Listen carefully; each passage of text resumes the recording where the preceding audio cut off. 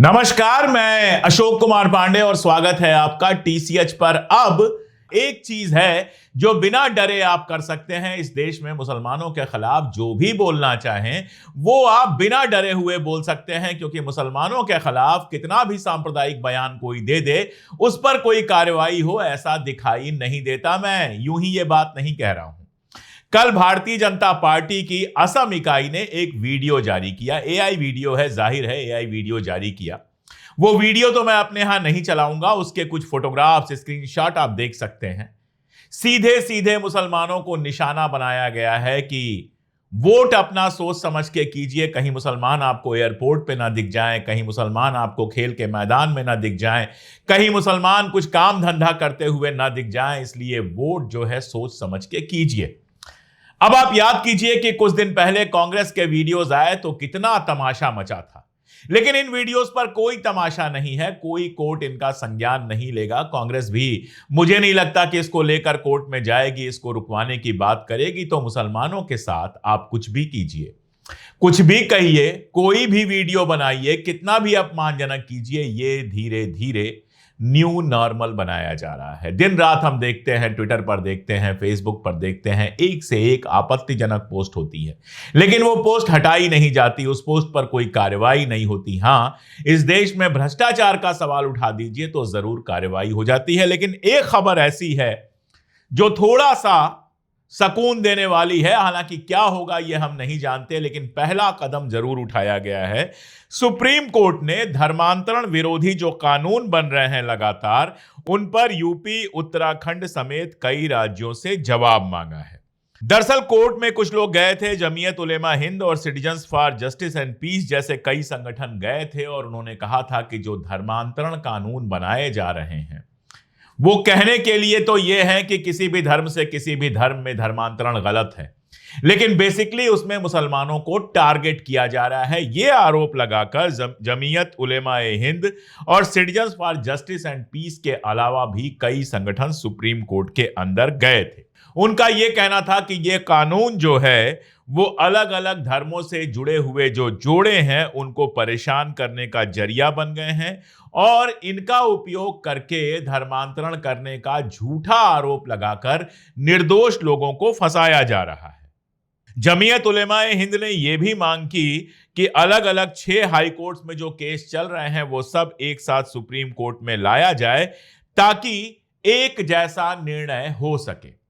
इस पर supreme court ने याचिका को पहली बात तो स्वीकार किया है, खारिज नहीं किया है, और दूसरी बात यह कि 4 हफ्ते में सारे राज्यों से जवाब मांगा है। जो राज्य जहां इस तरह के कानून बने हैं वो हैं उत्तर प्रदेश, उत्तराखंड, हिमाचल प्रदेश, मध्य प्रदेश, राजस्थान और गुजरात। यानी आप समझ सकते हैं कि ये सारे भारतीय जनता पार्टी शासित राज्य हैं जहां पर धर्मांतरण कानून बनाया गया और फिर धर्मांतरण कानून के आड़ में मुसलमानों को खास तौर पर परेशान किया गया। अब आप कह सकते हैं कि धर्मांतरण कानून तो दोनों के लिए है, तो मैं आपको कुछ उदाहरण दे देता हूं। 11 अगस्त 2025 यानी पिछले महीने की बात है, अभी हाल की बात है, भारतीय जनता पार्टी से अब निष्कासित कर दिए गए हैं। इनका नाम है बसन गौड़ा पाटिल उर्फ बंस गौड़ा पाटिल यत्नाल। एनडीटीवी पर इनका एक बयान आता है जिसमें यह कहते हैं कि अगर कोई हिंदू लड़का किसी मुस्लिम लड़की से शादी करता है तो उसको 5 लाख रुपए दिए जाएंगे। क्या इनके खिलाफ कोई कार्रवाई है? अगर कोई मुस्लिम मौलाना अगर यह ऐलान कर देता कि 5 लाख छोड़िए 50 रुपए भी दिए जाएंगे अगर कोई हिंदू मुस्लिम से शादी कर लेता, इस टाइप की बात करता, तो अभी तक वो जेल में चला गया होता धर्मांतरण कानून के चलते। लेकिन यहां पर बसन गौड़ा पाटिल उर्फ बंस गौड़ा पाटिल जो हैं वो खुलेआम कहते हैं कि अगर कोई हिंदू लड़का किसी मुस्लिम लड़की से शादी करता है तो उसे 5 लाख रुपए दिए जाएंगे। यानी सीधी सी बात है कि किसी मुस्लिम लड़की का धर्म परिवर्तन अगर करवाता है तो उसको 5 लाख रुपए दिए जाएंगे। ये भारतीय जनता पार्टी से जुड़े रहे हैं, अब इनको निष्कासित कर दिया गया है। किसी भी पार्टी से जुड़े हों, चाहे निर्दलीय हों, क्या इस घटना के बाद इनके ऊपर केस नहीं दर्ज किया जाना चाहिए था? कहीं क्या इनके खिलाफ कोई कार्रवाई नहीं होनी चाहिए थी? चलिए अब बात करते हैं 15 फरवरी 2015 की। आज तक पे यह खबर है जिसमें अखिल भारतीय हिंदू महासभा ने हिसार में हवन का आयोजन किया था और कहा था बेटी बचाओ बहू ले आओ। इसका मतलब क्या हुआ कि अपनी बेटियां तो मुसलमानों में मत दो, लेकिन मुसलमान लड़कियों की शादी करो, मुसलमान लड़कियों से शादी करो, दूसरे धर्म की लड़कियों से शादी करो, और इसमें भी प्रोत्साहन के रूप में 1 लाख रुपए देने की बात की गई थी। और चलते हैं 3 जुलाई 2025 को प्रभात खबर की खबर देखते हैं। यह कहता है कि विश्व हिंदू रक्षा परिषद ने लखनऊ में गुरुवार को एक प्रोग्राम किया जिसमें 12 से ज्यादा लोगों को वापस हिंदू धर्म में शामिल किया। इसका मतलब क्या था कि वो दूसरे धर्म के थे, मुसलमान के थे, उनको हिंदू बनाया गया। इसका मतलब क्या हुआ कि उनका धर्मांतरण हुआ। बाकायदा अखबार में रिपोर्ट छपती है कि एक संगठन जो है वो 12 से ज्यादा लोगों का धर्म परिवर्तन करता है, लेकिन धर्मांतरण कानून में उसके खिलाफ कोई कार्रवाई नहीं होती है। होना तो यही चाहिए ना कि कोई अगर किसी को एक धर्म से दूसरे धर्म में बदले तो उसके खिलाफ कार्रवाई हो। लेकिन मैंने आपको बताया, और यह भी बहुत पुरानी खबर नहीं है, जुलाई की खबर है, 3 जुलाई 2025 की खबर है, इस पर भी किसी तरह की कोई कार्रवाई नहीं हुई। इसके अलावा भी आप ढूंढेंगे तो घर वापसी, फला ढिमका, तमाम सारे नामों से धर्म परिवर्तन के लिए बढ़ावा दिया जाता है। मुसलमानों को हिंदू बनने के लिए, मुस्लिम लड़कियों को हिंदू बनाने के लिए तमाम सारी बातें लगातार होती रहती हैं, लेकिन उनके खिलाफ कार्रवाई नहीं होती है। अभी राजस्थान में एक धर्मांतरण कानून आया है। जब भारतीय जनता पार्टी की नई भजन लाल सरकार वहां पर बनी है तो एक नया धर्मांतरण कानून आया है जिसका नाम है राजस्थान विधि विरुद्ध धर्म संपरिवर्तन प्रतिषेध विधेयक 2025।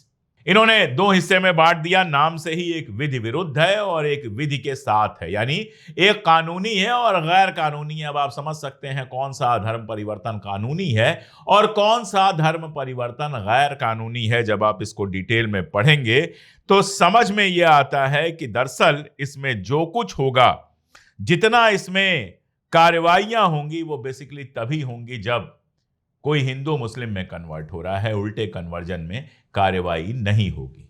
अभी आज की खबर आप देख लीजिए। भोपाल से दैनिक भास्कर का एक वीडियो आया है जिसमें बता रहा है कि फरहान, साद, आरिफ, ये 3 लोग जो थे जिनके ऊपर, कॉलेज स्टूडेंट हैं, इनके ऊपर आरोप लगाया गया है कि इन्होंने फोर्स्ड कन्वर्जन किया है, जबरदस्ती धर्मांतरण किया है। और इनके घरों पर, इसमें शायद फरहान के घर पर अभी नहीं चला है, लेकिन बाकी दोनों के घर पे बुलडोजर चल गया है। और बुलडोजर चलने की, कार्रवाई करने की तमाम सारी बातें जो हैं, तमाम सारे बहाने जो हैं, वो ढूंढ लिए जाते हैं। अगर मैं आपको यह बताऊं, और आप शायद जानते भी हों, कि कानपुर में आई लव मोहम्मद का साइन बोर्ड लगाया गया। मुझे मोहम्मद से प्यार है, ये साइन बोर्ड लगाया गया। जाहिर तौर पे मुसलमान लोगों ने ही साइन बोर्ड लगाया। मोहम्मद साहब का जन्मदिन था, मिलादुन नबी मनाया जाता है। हमारे प्रधानमंत्री महोदय ने भी उसकी बधाई दी थी।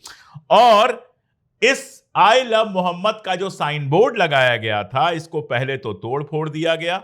हिंदुत्व संगठनों से जुड़े हुए लोगों ने इसको तोड़ा फोड़ा, और इसके बाद 25 मुसलमानों को इसलिए गिरफ्तार कर लिया गया क्योंकि उन्होंने आई लव मोहम्मद का बोर्ड लगाया था। आप सोचिए, अगर कोई लगाए आई लव भगवान राम तो क्या उसके खिलाफ कार्रवाई होगी? आई लव क्राइस्ट कोई लगाए, आई लव नानक कोई लगाए, तो इसमें क्या अपराध है?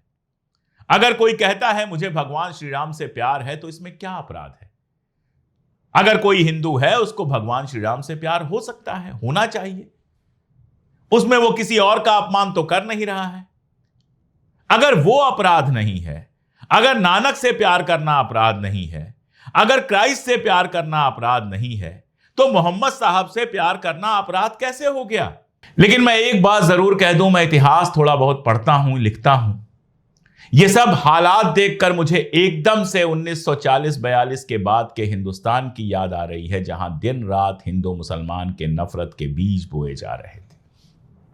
उधर से मुस्लिम लीग बो रही थी, इधर से आरएसएस और हिंदू महासभा बो रही थी। नतीजा यह हुआ कि 1947 में हमारा देश 2 हिस्सों में बंट गया। उसके बाद पाकिस्तान में जिस तरह से कट्टरता ने जड़ जमाया, भाषा को लेकर बाकी सारी चीजों को, उसके चलते पाकिस्तान 2 हिस्सों में बंट गया। डर यही लगता है कि क्या ये हमारे देश के एक और विभाजन की तैयारी है?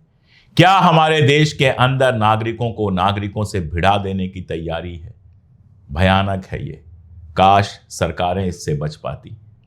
लेकिन मैं तो सिर्फ अपने दर्शकों से अपील कर सकता हूं कि इस तरह के कट्टरपंथ से खुद को दूर रखिए, वरना न केवल देश बंटेगा बल्कि बहुत कुछ ऐसा बढ़ जाएगा जिसको जोड़ने में सदियां लग जाती हैं।